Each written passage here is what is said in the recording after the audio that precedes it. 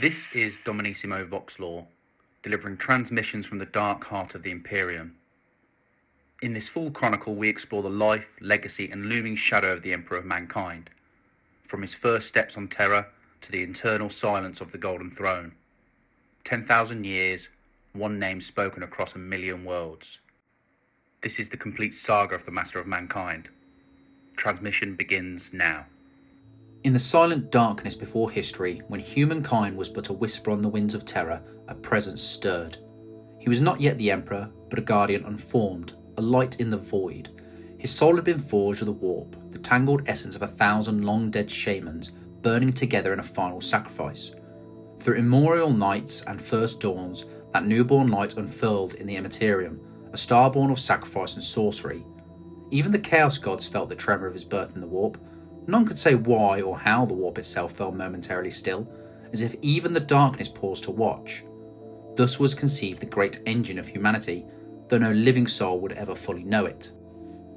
Legends say that long before stone temples rose on Terra, before scribes recorded history, humanity's first shamans foresaw a great peril, the Imperium's hunger for mortal souls. In desperate ritual, the mystics pooled their power and poured their life force into one vessel. Under the pale moon they knelt, eyes closed against the wind, and a child was born a year later on Terra. His cradle was lined with the dying echoes of their sacrifice, their voices a song of hope and warning. He grew in those months unlike any other child, as if destiny had marked him for the very beginning. From birth, his eyes held an otherworldly fire. As a boy in a clay village by a river's bend, he dreamed the future. He grew strong and silent. The echo of distant worlds trembled at the edge of his mind, distant thunder heralding the storm to come. One night he foresaw his father's murder by his own brother. At dawn he confronted the killer, and with a gesture of pure will stilled the man's heart. He felt no sorrow or rage, only cold clarity. In that moment he understood a terrible truth. Humanity needed law and guidance, not the blind freedom of chaos. He walked out of his village and into the first cities of men, ancient Sumer, teeming with traders and priests. There he met Erda, an old wanderer of the ages, a perpetual who could not die. In those days as a youth he was known as Neoth, a name whispered with both awe and dread. With Erda's counsel he found others of the immortal blood, hidden shepherds at the edges of history. Together they taught law and order, ploughshare to the farmer, parchment to the scribes, justice to the kings. Under his unseen guidance, scattered tribes grew into kingdoms, and the world began to change. And so the old world began to reshape itself beneath his hand. In a ruined tower to the east, Neoth's flame of purpose met the shadows of chaos. The stone spire pulsed with forbidden energy, runes were etched on its walls, older than memory. Within lay stolen lore of the warp, secrets that could pierce the veil between worlds. Some of his followers, fearing blasphemy, urged the tower's destruction. But Neoth sensed its power might be turned to protect humanity. In anguish, his war master, Elanius Person, betrayed him. He plunged a dagger into Neoth's back and uttered a curse that shattered flesh and soul. He lay motionless, as if a mountain had been knocked down. But death could not hold him. In the shadows of mankind's dreams he lingered, a phantom guiding kings as they rose and fell. Sometimes a wandering monk, sometimes a battle-scarred soldier. He took many forms, and in every age he planted seeds of civilization, teaching a farmer to coax grain from barren soil, inspiring a poet to record the stars. His name was lost to time, but his deeds were etched in the hearts of men. Across the centuries they whispered of the nameless guide. Beneath his unseen gaze, empires rose and crumbled, and always his guiding hand steered the currents of fate. Millennia passed and empires spanned the stars. In the age of technology, he walked freely among humanity's throne worlds. On these worlds he was a stranger, plain dressed, unassuming. He spoke little, but when he did, his words carried truth and fire. With allies like Olivia Soreka, he found the fabled Moloch gate into the Imperium. They entered the warp and he asked for power. The dark gods answered with secrets, how to sculpt life and shape sons of men into demigods. He emerged from the storm changed, carrying both terrible knowledge and terrible scars. The dark gods felt his presence and whispered his name. Anathema. The one who would bring about their doom. Back on Terra, he laboured in secret. Beneath the desert sands he discovered the shattered bones of an ancient gateway, a path to another realm. He dreamed of restoring that path so that mankind might one day escape the warp's grasp. In mystery he wove science and sorcery together, forging alliances with kings and philosophers alike. He even consulted the Mechanicus Magi of Mars and the philosophers of Luna, seeking their wisdom. He studied the sands of Mars and the circuits of Luna, gleaning every scrap of knowledge the Imperium had left, every invention, every treaty, whether with mortal kingdoms or the machines of old, was a step toward a single end: to free humanity from the ruinous powers. When the storms of the warp bored the skies, he emerged. In a world torn apart by madness, he stood alone on the battlefield. He claimed no crown, raised no banner. His presence alone was command enough. He raised no hand to call himself king, and yet on Terra all turned to him. Even before he spoke, soldiers fell silent at his coming. Some called him saviour, others a tyrant. Chaos whispered, "False god." He did not deny the whispers, for he knew that regardless of what mortals called him, destiny had brought him here. In that instant the world was changed forever, though no one could say how. Thus was born the legend of the Emperor of Mankind, a man who carried the hopes of 1,000,000 souls and would protect humanity with an iron will. Terra is a shattered husk. Beneath blood-red skies, winds of warp and chaos lash the world, each storm a cruel reminder of humanity's fragile hold on its cradle. Once proud cities lie in ruin and ash, their towering spires collapse to dirt and debris. Great forests have been poisoned or burned to cinders, and vast seas have shriveled to salt flats. Humanity is fractured now. Small enclaves, desperate tribes cling to survival amid the bones of the past. Every corner of the planet echoes with the drumbeat of war. The age of strife has ended, but a darker night has taken its place. In this desperate wasteland, warlords arise. They call themselves Kings of Ruin. They ride black iron beasts and command rusting war engines, ruling from fortified citadels of steel and bone. Among them stands Ursh, the Iron Khan, his eyes burning with unnatural light as he dominates the endless steppe. In the jungle wastes of the south, Dalmoth Kin reigns from a throne of frozen coral. All around, tyrants and technomancers raise mutant legions, each clutching relic weapons of the dark age of technology. Then the winds of fate turn. The monstrous warp storms that have locked Earth in the madness finally abate. In that silence, a figure both familiar and strange appears. The Emperor of Mankind has returned. He walks from legend as a man, not in a chariot of lightning. Clad in simple robes of white and crimson, he steps upon the blasted earth with eyes aflame as a new dawn. None can doubt he is there at last. He wastes no time. Under ruined fortresses and in hidden laboratories beneath the earth, the Emperor gathers the last brilliant engineers and geneticists. In the flicker of the torchlight, he rekindles lost science with wildfire, rebuilding machines thought forever dead. There he forges a new breed of warrior. From ancient gene seed he crafts the Thunder Warriors, giants among men, born for one purpose: to unite humanity. Each Thunder Warrior is a living cataclysm in cerulean armour. Storm energy flows in their veins and their hearts burn as forges of war. When they are ready, the Emperor unleashes them across Terra like a storm. Thunder Warriors fall upon the warlord strongholds in an avalanche of fury. Walled cities burn as giants stride through shattered gates. Armies of mutants are cut down in seconds beneath their unblinking eyes of polished glass and steel. Across the dusty plains of Indus, through the acid mists of Afric, and into the icebound wastes of the north, the Emperor's legions blaze a path. No fortress holds, even ancient battlements crumble beneath their march. Yet the Emperor is no mere warmonger. In one war-torn valley he halts his armies and meets the enemies unarmed. He cloaks himself in simple white and crimson, and in a voice unshaken he speaks of a future beyond blood and ruin. Hardened kings who know only death find themselves listening in astonishment. When he finishes, some lay down their arms. That day, the Albion warlords knelt. swearing fealty to his vision instead of continuing the slaughter. Others taste only his wrath. In the frozen halls of Molansen, a self-styled storm priest kneels at last. The Emperor gazes into the man's eyes, then cleaves his skull with one masterful strike. That throne of ice shatters. The last of the priest's empire crumbles under the falling stone. Farther south, warlords drown beneath tidal waves of fire or see their mutant battalions cut down in the night. One by one, the tyrants of Terra are made undone. Their kingdoms fade into ash and legend. No corner of Terra remains beyond his reach. In the ice-wrapped halls of High Brazil, the fortress of Dalmoth Kin finally trembles and falls. One by one, the scattered kings vanish or bend the knee. Many are spared. The Emperor even offers honour to those who accept his peace. In ruined palaces on Terra's sacred soil, surviving lords are gathered to sit in the council under his gaze. From the ashes of old kingdoms, the first stones of a new empire are laid.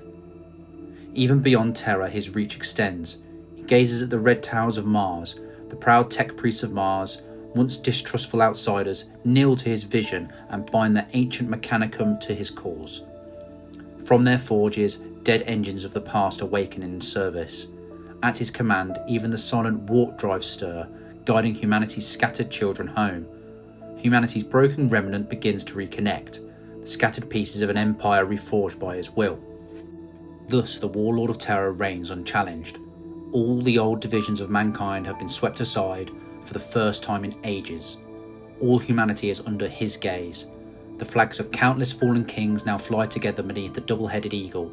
From the highest mountain to the deepest valley, Terra's children know peace beneath one ruler's hands. He stands upon the new world he has forged, not wearing a crown of gold but bearing the burden of its future in his eyes.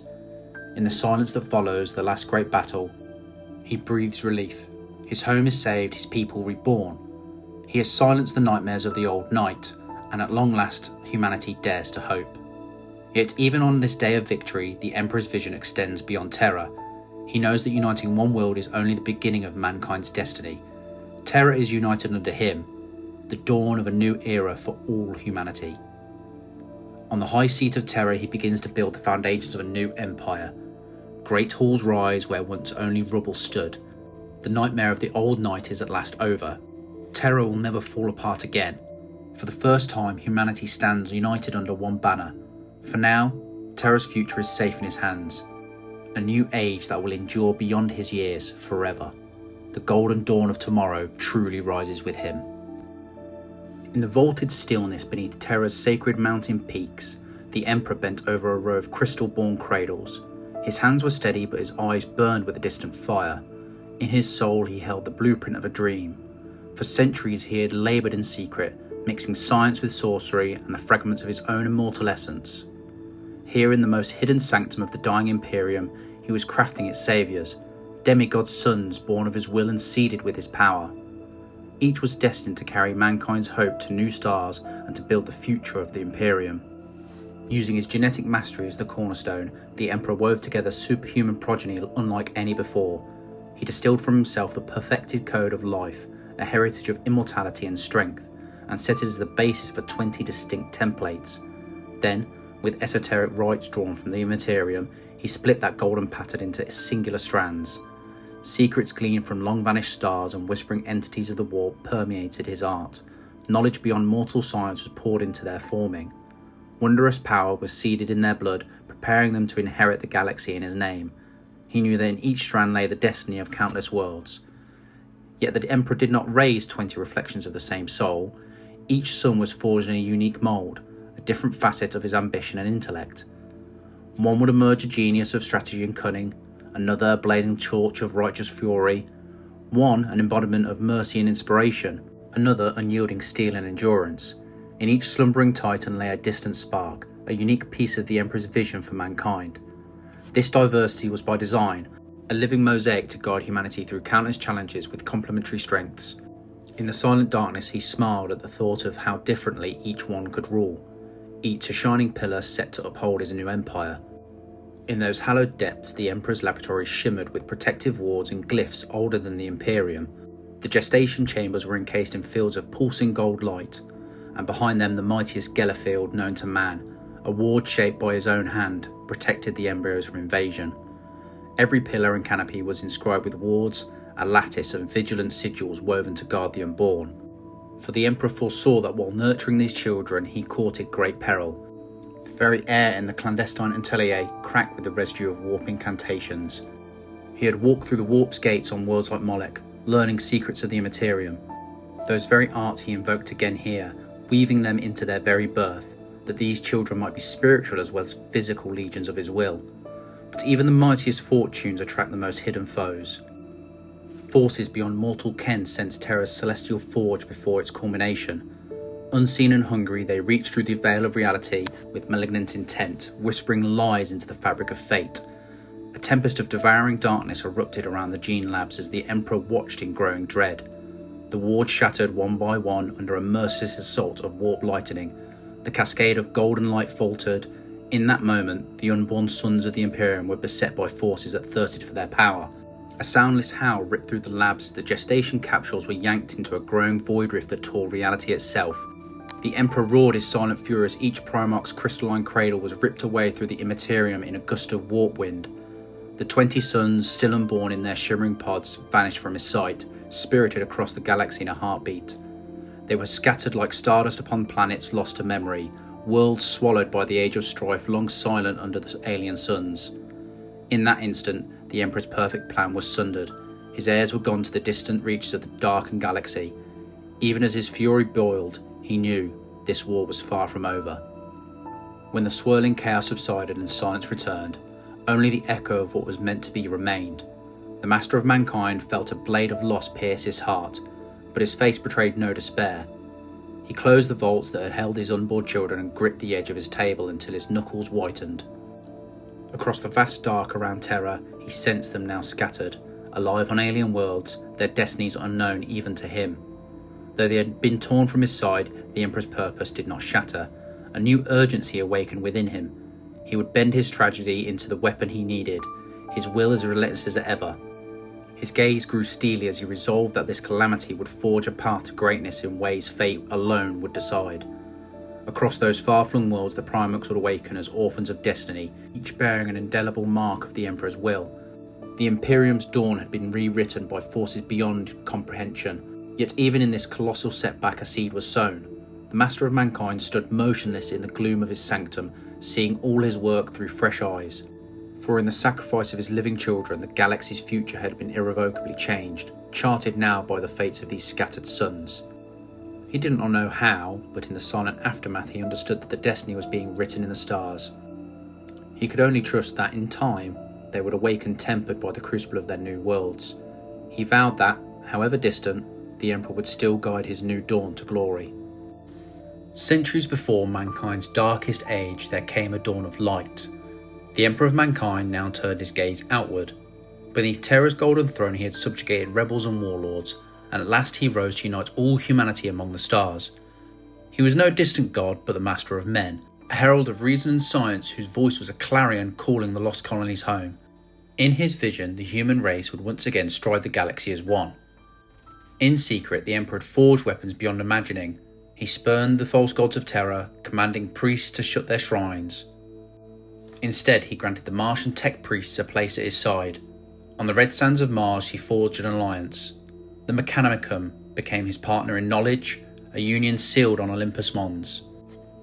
The machine cult would keep its worship, even as it turned its mighty factories to build the arms for the crusade. In return, the Emperor granted Mars the navigators and astropaths needed to traverse the warp and unite the scattered forge worlds. Out of this union, a new breed of warrior was born, clad in power armour of shining ceramite, genetically groomed to be stronger, fiercer, immortal in will. 20 great legions of space marines took shape, angels of war forged in pure genetics to be the Emperor's spear and shield. Behind them marched the Titans of Steel and their armies of humanity, vast legions of soldiers, fleets of void ships uncounted by the eye, crews of devout sky sailors steering through the warp. Millions of craftsmen laboured day and night to arm this crusade. At last, the warp storms of the Age of Strife finally faltered. The corridors between stars lay open. The Emperor himself took command of one wing of his fleets, a golden figure standing at the prow of divine reckoning. Through the sparkling tides of the Imperium there came Terra's might against the darkness of space. World after world of human settlement was cast back into the light of unity. Some had fallen to superstition and mutation, others had built proud new empires upon the bones of the age of strife. The Emperor judged each fate in his name. Those who embraced his light were welcomed. Those who clung to darkness were crushed by his justice. On the field of battle, the Emperor's gospel was written in fire and plasma. When green-skinned hordes of orcs erupted across the stars, the legions tore through their wars and laid waste to killer claws. Ancient Eldar, whose craft worlds had once ruled the void, were humbled and driven to silent exile. Ghostly Harud were hunted into shadowed corners of space, and the squamous Slogth were crushed beneath Imperial boots. Warp-born horrors and demonic spawn were banished by the Emperor's wrath. Every banner raised in the Emperor's name carried an unwritten creed. Superstition and faith in false gods were outlawed by decree, replaced by the light of knowledge and reason. Missionaries and orators, poets, philosophers, and remembrancers travelled with each expeditionary fleet, spreading the word of the Emperor. The only truth was that humanity alone would shape its destiny. Temples to chaos and superstition were burned. In their place rose libraries of science and halls of learning. And so the Imperium man expanded its borders ever outward. Saturn's moons awoke to freedom as overlords fell, and Jupiter's swirling dominion knelt before the Emperor's might. New orbital yards ringed the gas giant, adding their industry to Terra and Mars. Fleet after fleet thundered into the void, carrying soldiers, governors, and priests to claim the stars in the Emperor's name. In every system, the double-headed eagle of Terra flew as banner, symbol of humanity reborn as one. Thousands of planets clasped the Imperium's breast. Behind the laurels lay the golden age of 1,000 worlds. In the august halls of Terra, Malkador and the Council framed new laws to govern the infinite realms.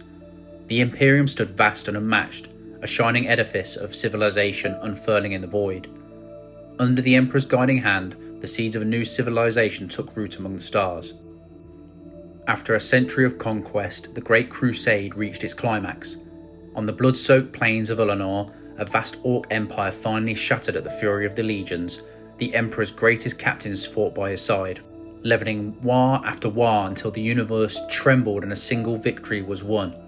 When the greenskin menace was ended, the Emperor proclaimed his War Master supreme commander of the crusade. Triumphant, he returned home at last, his mind set on a secret purpose hidden deep within Terra.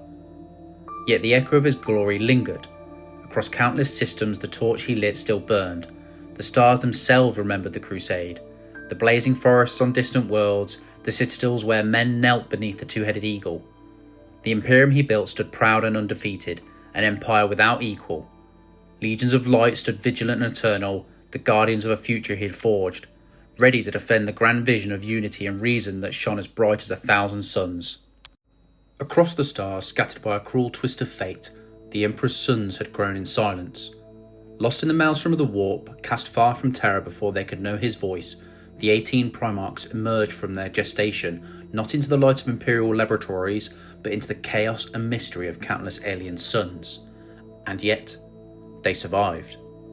Each child, though removed from the Emperor's hand, bore the hallmarks of their divine design.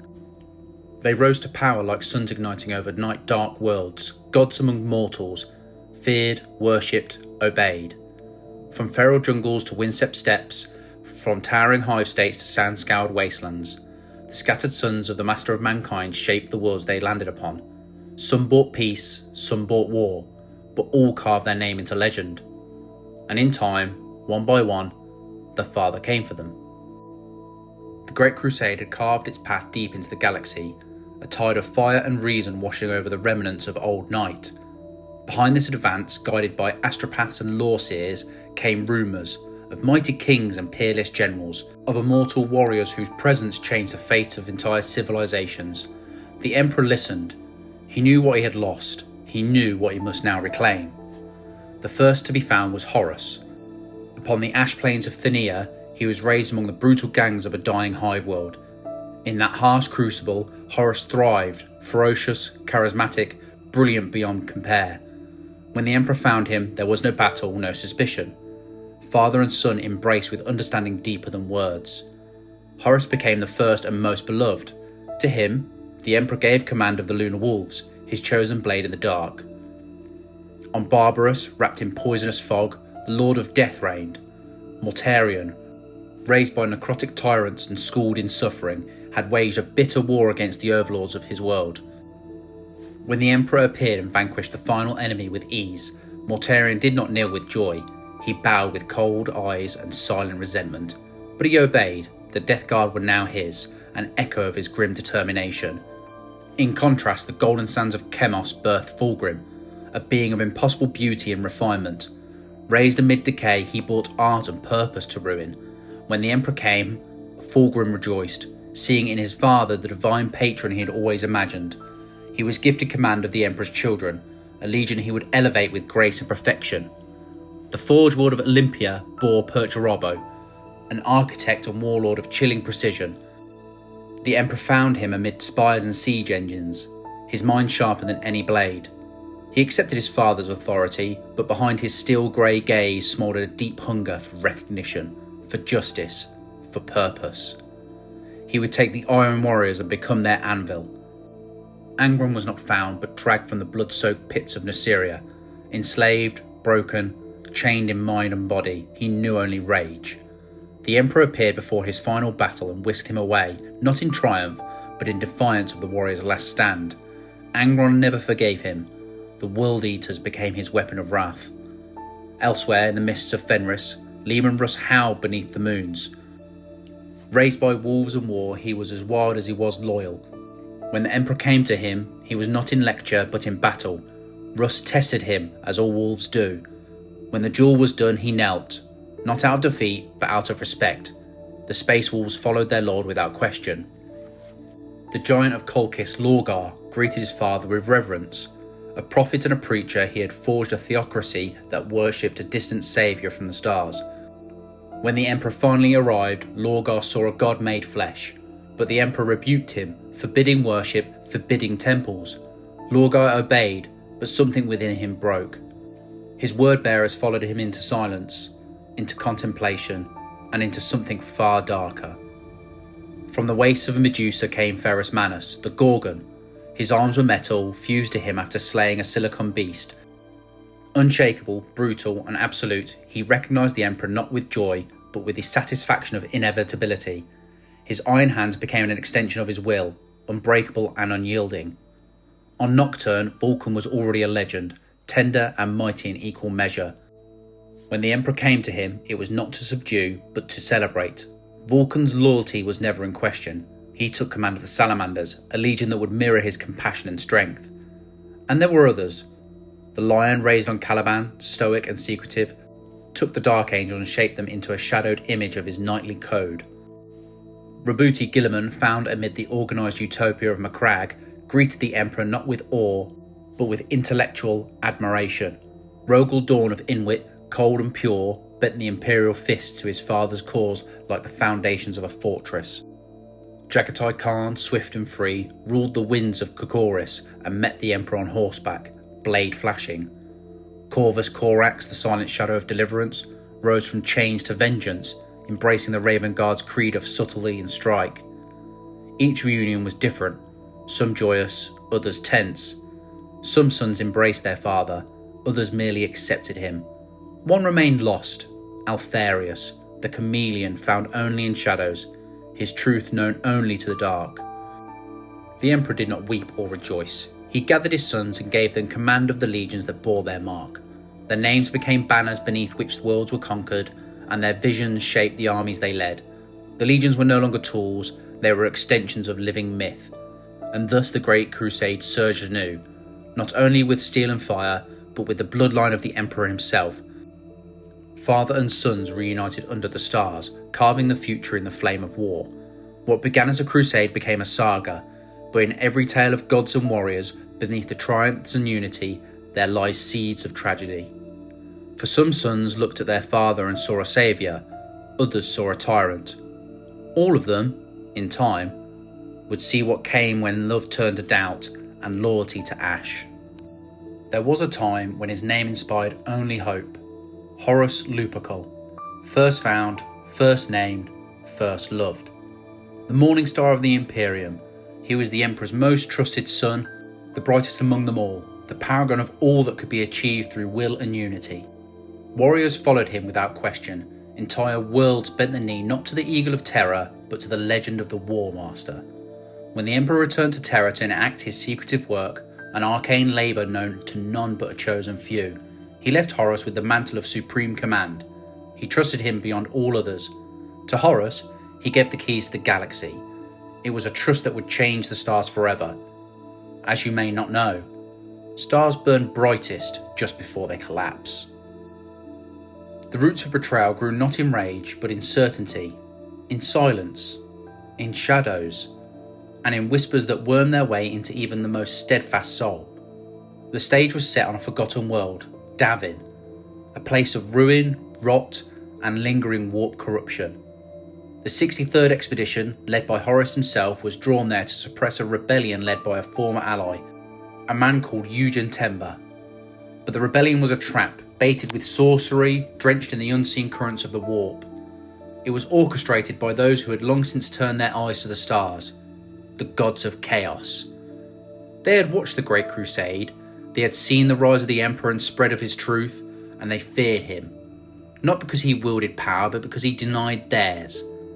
The Emperor's denial of their divinity was a defiance they could not tolerate, and so they reached for the one soul among the Emperor's sons most beloved and most burdened. On the pestilent world of Davin, Horus led his forces into the carnal labyrinth of a crashed Imperial warship. There he confronted Temba and slew him.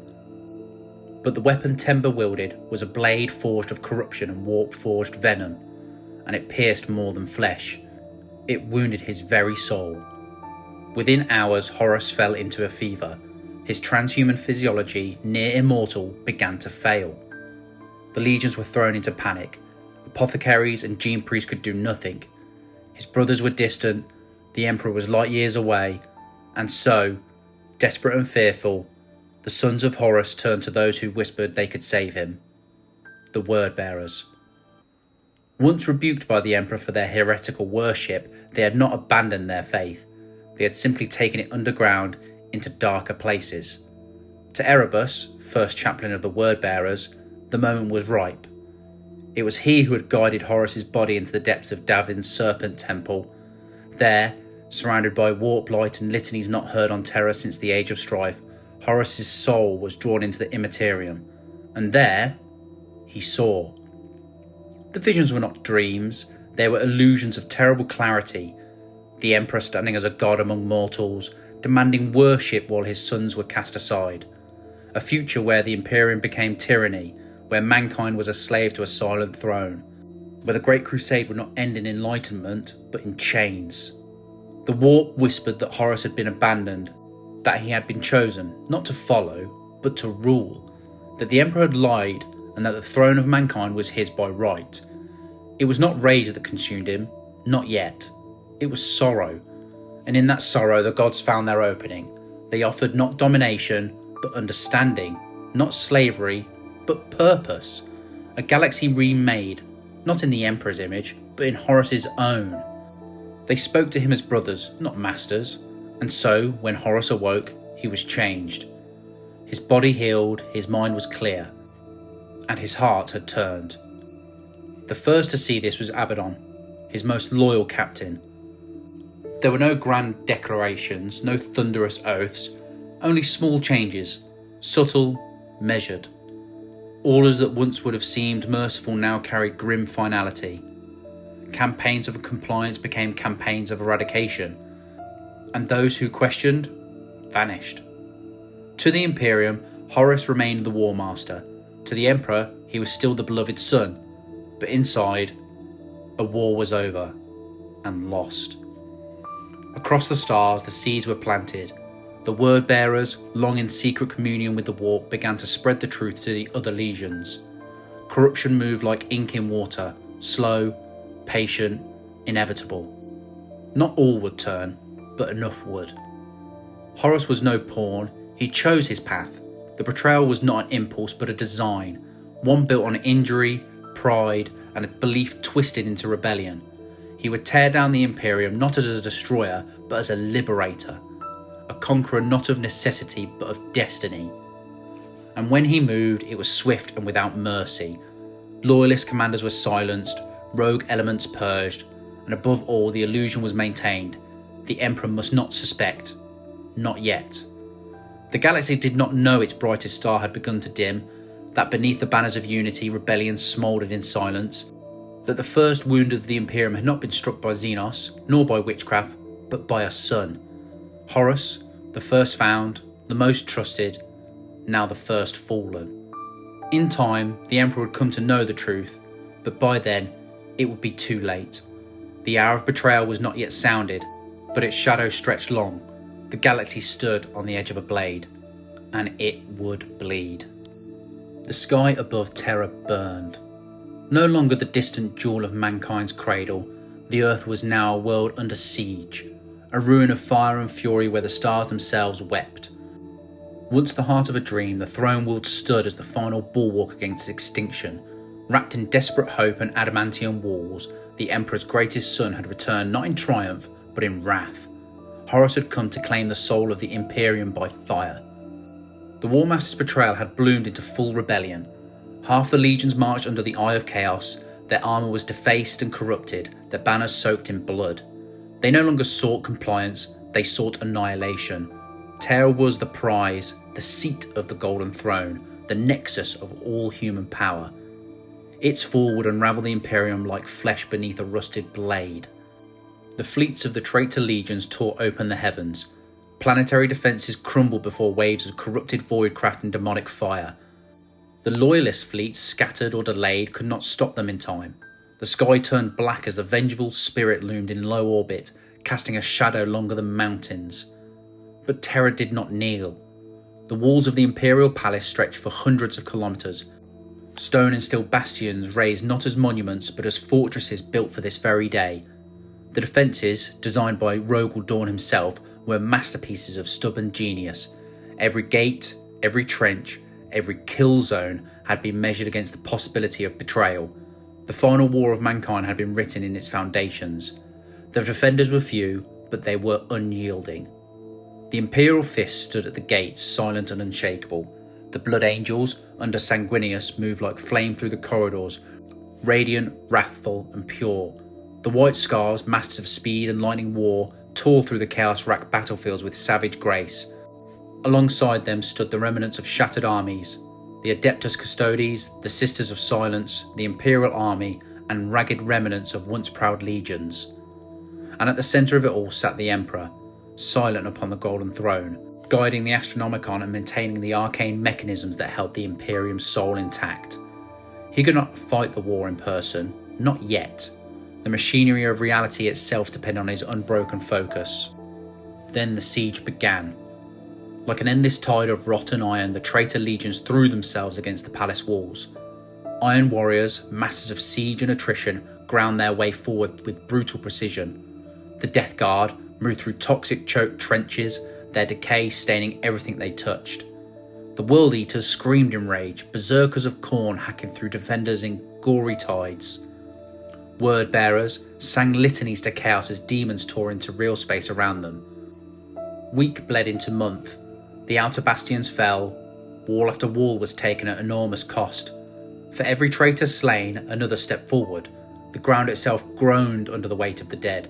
The sky was red, the soil black, and the wind screamed with voices that did not belong to men. Sanguinius flew from tower to tower, a golden spear in a collapsing world. His wings were torn, his armour shattered, but he did not fall. Wherever the angel moved, hope ignited. He stood upon the Eternity Gate itself, alone, holding back tides of demons and traitor Astartes, a burning icon of defiance. But he knew, as did Dawn, as did all who remained, that the walls would not hold forever. Rogel Dawn, Stoneborn and tireless, orchestrated the defences with clinical clarity. Every fallback line was prepared, every loss calculated. But even he, unbreakable as a stone, knew the end would come. Then came the turning point. The shield was lowered. The Emperor, silent no longer, reached out. The time had come to end the war. He had seen the future unravelling. He knew that if Horus was not stopped now, nothing would remain. He issued a single command: open the path, let Horus come. In the blackness above Terra, the vengeful spirit lowered from orbit. Aboard that vessel, within the corrupted heart of the traitor fleet, the final battle would be waged. A surgical strike was launched. The Emperor, Sanguinius, and a chosen band of warriors made their way to the War Master's lair through sorcery and slaughter. It was no battlefield, it was a labyrinth of madness shaped by the warp, a living ship drenched in spite and hate. There, among halls of weeping brass and bleeding stone, Sanguinius met Horus. What passed between them is known only in legend. Some say Sanguinius pleaded, some say he struck first. What is known is this: Sanguinius died. His broken body was later found at the War Master's feet. His spirit shattered, his wings broken, but his courage undimmed. He had wounded Horus, some say, or perhaps he had simply stood his ground. Then, the final reckoning. The Emperor, father of mankind, faced his fallen son. Horus, corrupted utterly, stood armoured in godhood, his soul ablaze with the favour of the ruinous powers. The duel that followed tore the very fabric of reality. Thunder echoed across time. Whole corridors collapsed into the warp. The universe held its breath. Horus struck down his father once, then twice. The Emperor held back, pleading perhaps, or hoping for some final redemption. But when Horus turned to a dying warrior and flayed him with cruel laughter, something within the Emperor changed. He unleashed his full power. In that moment, Horus was obliterated. Not only his body, but his soul.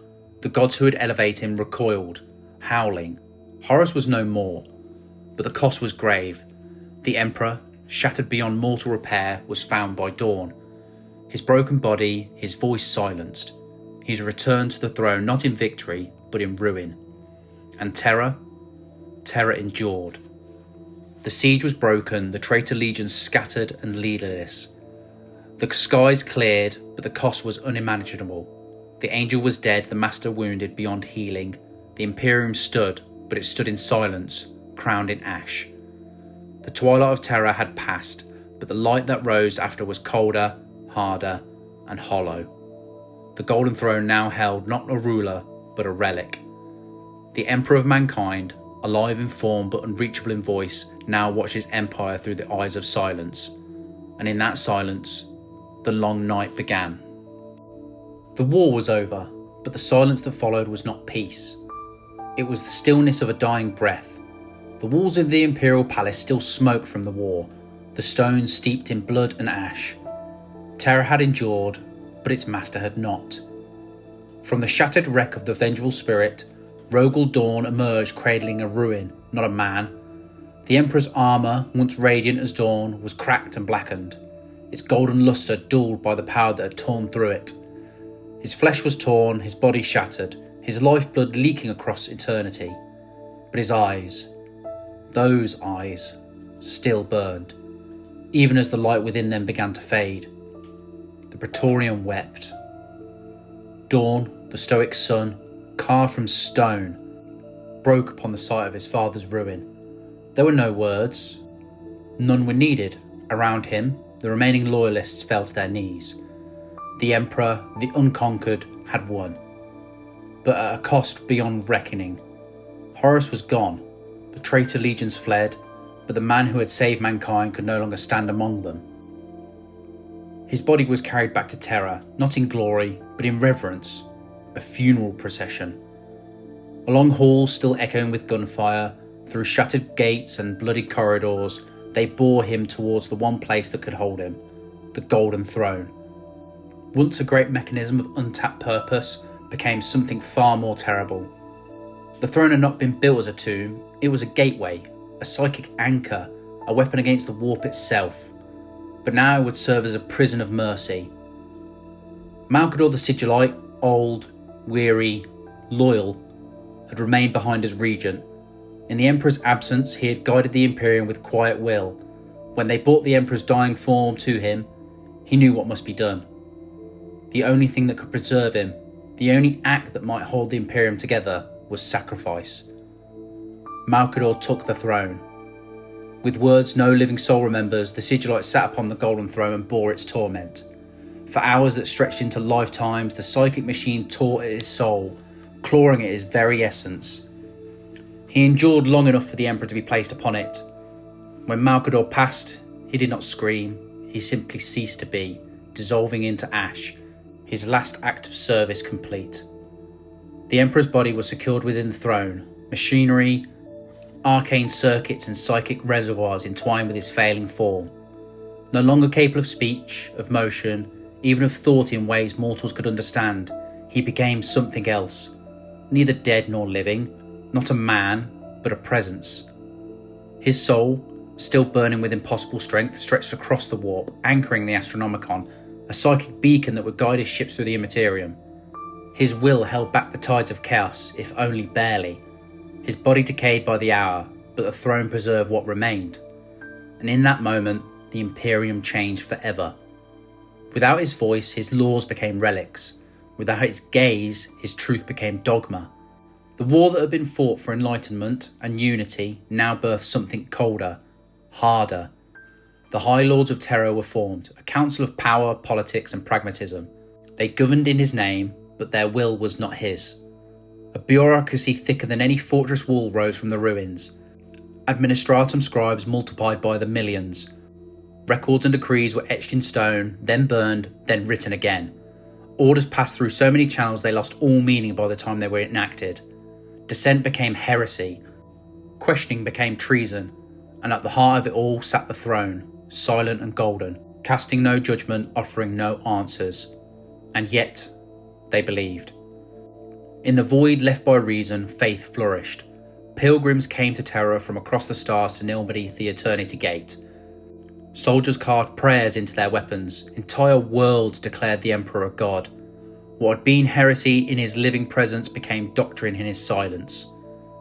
Out of this devotion rose the ecclesiarchy, the imperial church.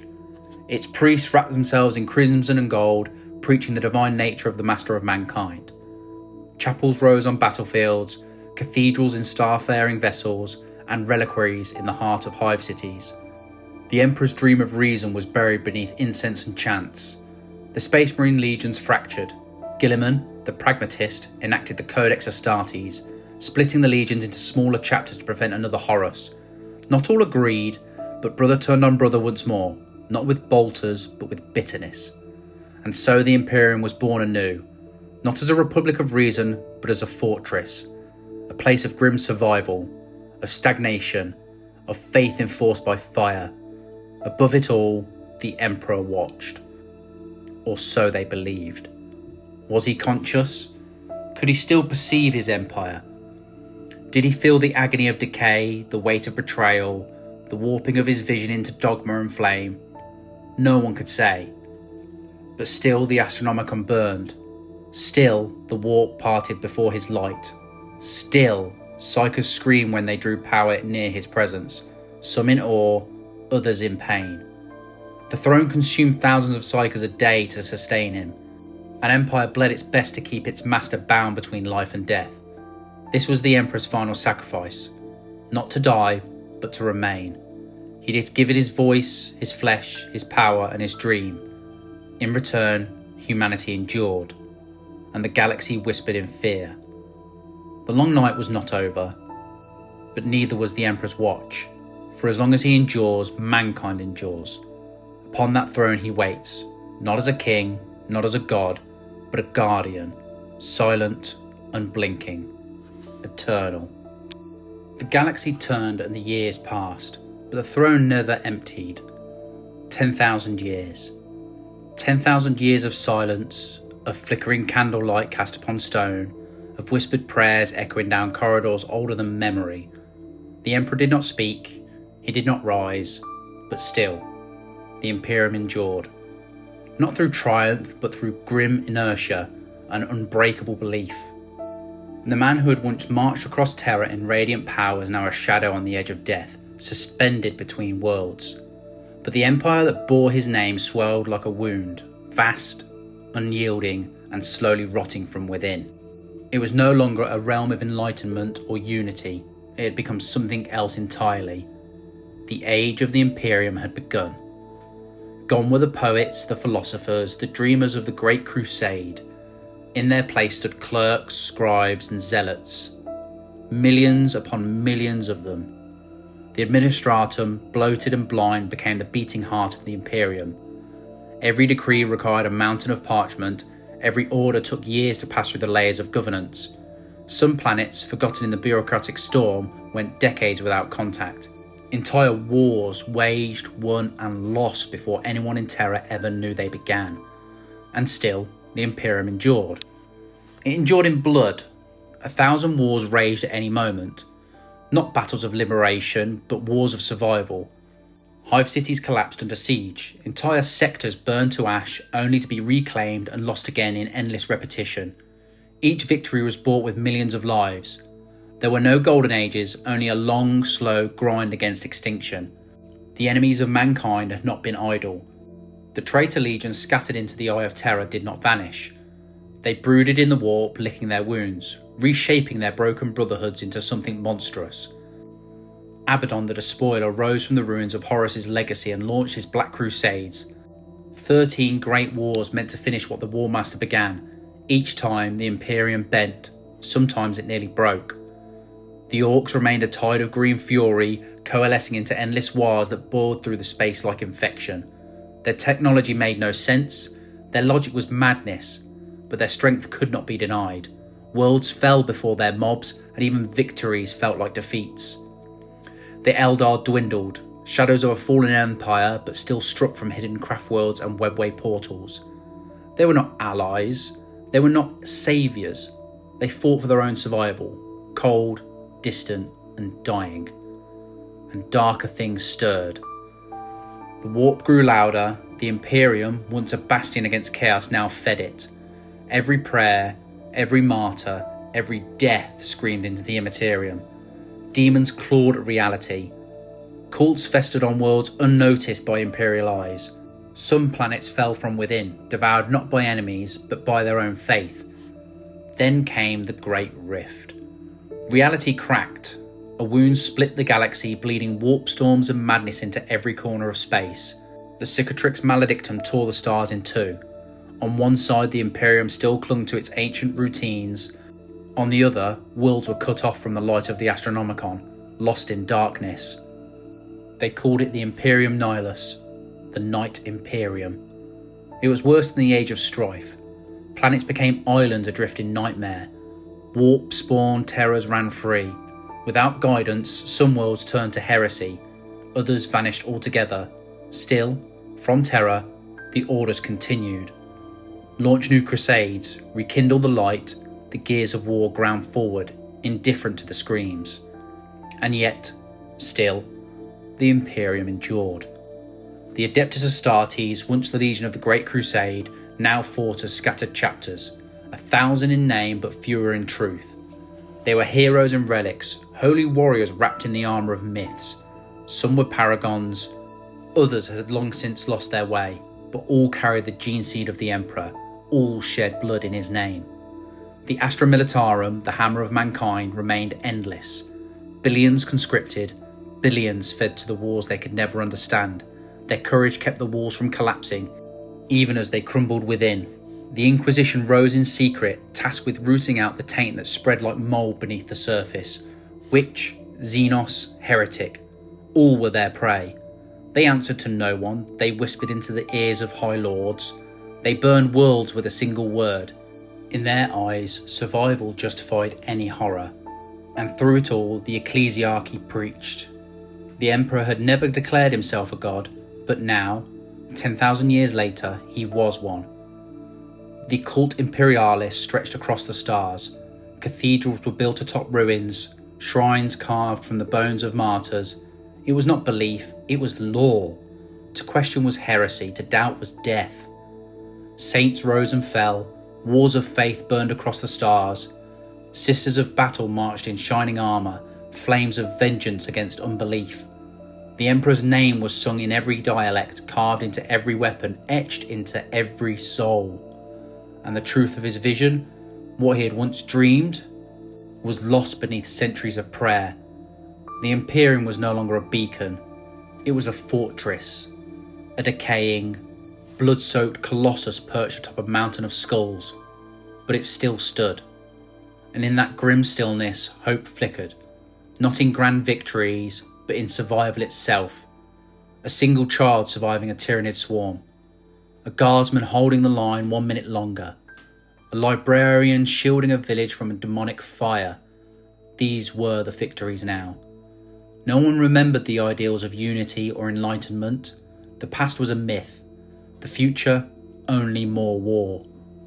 But the throne still burned. The Astronomicon still blazed across the void. The Emperor, silent, unmoving, still gave light. And so long as the flame endured, mankind endured. Not in glory, but in defiance, in hate, in pain, in hope. For 10,000 years the long vigil has not ended, and the stars have not yet gone dark. Thank you for listening. If it intrigued, enraged, or enlightened you, subscribe, like the video, leave a comment, or share it with your battle brothers. New broadcasts incoming. But until then, may the Emperor protect. Or at least, may the warp ignore you.